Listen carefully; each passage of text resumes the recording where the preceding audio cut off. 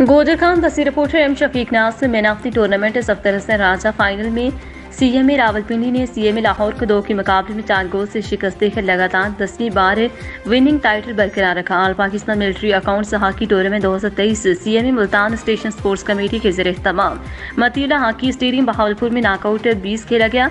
बहुत खूबसूरत खेल का मुजाहरा करते हुए सफ्तर हसन राजा टूर्नामेंट के टॉप गोल स्कोर और मैन ऑफ द टूर्नामेंट रहे। तमाम दोस्तों और अहलियान गोजर खान की तरफ से सदर राजा को बहुत बहुत मुबारकबाद। दुआ है कि अल्लाह राजा सफ्तर को हमेशा इसी तरह हर ग्राउंड में कामयाब करिए। नामवर आर्टिस्ट अमित फलक की तरफ से सदर राजा को खुसूसी मुबारकबाद पेश की गई।